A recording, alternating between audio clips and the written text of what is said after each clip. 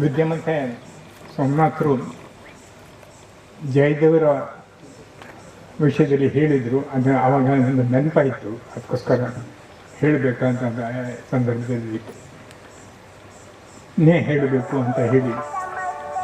ಜಯದೇವರು ನಮ್ಮ ಕೆಲಸಕ್ಕೆ ಎಷ್ಟೋ ವರ್ಷದಿಂದ ಅವರ ಸಹಕಾರ ಇತ್ತು. ಅವರು ಹೇಳಿದ್ರು, ಇದು SEZ ಮತ್ತು ಪೆಟ್ರೋಕೆಮಿಕಲ್ ಕಾಂಪ್ಲೆಕ್ಸಿನ ವಿರುದ್ಧ ನಮ್ಮವರೇ ಅದನ್ನು BJP ಗೌರ್ಮೆಂಟೇ ಅದನ್ನು ಮುಂದೆ ಇದನ್ನು ತಗೊಂಡು ಹೋಗಬೇಕಾದ್ರೆ ಜಯದೇವರು ಚೀಫ್ ಮಿನಿಸ್ಟ್ರಿಗೆ ಕರೆಸಿ, ನೀವು ಮಂಗಳೂರಿಗೆ ಹೋದರೆ ನಾಗರಿಕ ಸೇವಾ ಟ್ರಸ್ಟಿನ ಜನರ ಹತ್ರ ಮಾತಾಡಬೇಕು, ಅವರು ಈ ಇದರ ಬಗ್ಗೆ ಏನು ಹೇಳ್ತಾರೆ ಅದರ ಬಗ್ಗೆ ಗಮನ ಕೊಟ್ಟು ನೀವು ಕೇಳಬೇಕು ಅಂತ. ಇಂಡೈರೆಕ್ಟ್ವಾಗಿ SEZ ಇದನ್ನು ಬಿಡಿ, ಅವರು ಏನು ಕೇಳ್ತಾ ಇದ್ದಾರೆ ಅದನ್ನೇ ಮಾಡಿ ಅಂತ ಇಂಡೈರೆಕ್ಟಾಗಿ ಜಯದೇವರು ಹೇಳಿದರು. ಅದು ಒಂದು ಸಂದರ್ಭ. ನನ್ನ ಇದರಲ್ಲಿ ಮಾಧವ್ ಭಂಡಾರಿಯವರು ಸಹ ನಮ್ಮ ಮೇಲೆ ಎಲ್ಲ BJPಯ ಕಾರ್ಯಕರ್ತರೇ, ಈಗ MLC ಇದು ಎಲ್ಲ ಆದವರು, ಅವರು ಎಲ್ಲ ನಮ್ಮ ಮೇಲೆ ಆವಾಗಿನ BJPಯ ಸೆಂಟ್ರಲ್ ಗೌರ್ಮೆಂಟಿನ ಮೇಲೆ FCR ಕಂಪ್ಲೇಂಟ್ ಕೊಡಬೇಕಾದ್ರೆ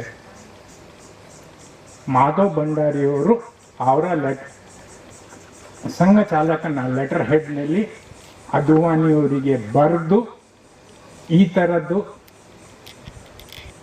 ಹ್ಯಾರಸ್ಮೆಂಟನ್ನು ತಕ್ಷಣ ನಿಲ್ಲಿಸಿ ನೀವು ಹೋಮ್ ಮಿನಿಸ್ಟ್ರು ಅಂತ ಹೇಳಿ ಅವರು ಸ್ವತಃ ಆ ಲೆಟರನ್ನು ತೆಗೆದುಕೊಂಡು ಕಳಿಸಿದ್ರು. ಮೂರನೇ ವಿಷಯವನ್ನು ಇದನ್ನು ಹೇಳಬೇಕಾದ್ರೆ, ಇದನ್ನು ಜಯದೇವರು ಅವರಿಗೆ ಆ ಸಮಯದಲ್ಲಿ ಹುಷಾರಿರಲಿಲ್ಲ. 2-3 ಸರ್ತಿ ನಾವು ಹೋಗಿ ಹೆಗಡೆಯವರ ಬಗ್ಗೆ ಎಲ್ಲ ವಿಷಯಗಳನ್ನು ಇದನ್ನು ಮಾಡಬೇಕಾದ್ರೆ 2 ವಿಷಯ ಅವರಿಗೆ ಇದ್ದಾನೆ. ಈ ಎಲ್ಲ ದಾಖಲೆಗಳನ್ನು ರಂಜನ್ ನೀನು ಹೇಗೆ ಮಾಡಿದ್ದಿ ಸಂಗ್ರಹ, ನನಗೆ ಇಟ್ಸ್ ಅನ್ಬಿಲೀವಬಲ್.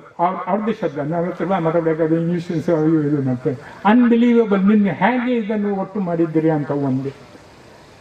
ಮತ್ತು ಕೊನೆ ವಿಸಿಟ್ನಲ್ಲಿ ನನಗೆ ನೆನಪಿದೆ, ನಾವು ಎದ್ದು ಬರಬೇಕಾದ್ರೆ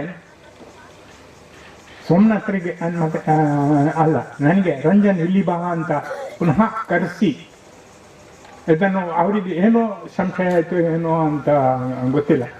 ಅಲ್ಲ, ಈ ಕೆಲಸವನ್ನು ಅಂದರೆ ಈ ಹೆಗಡೆಯವರ ದೇವಸ್ಥಾನದ ಏನು ಮಾಡ್ತಾ ಇದ್ದೀವಿ ಅಂತ, ಈ ಕೆಲಸವನ್ನು ಯಾವ ಕಾಲಕ್ಕೆ ನೀನು ಬಿಡಬಾರ್ದು,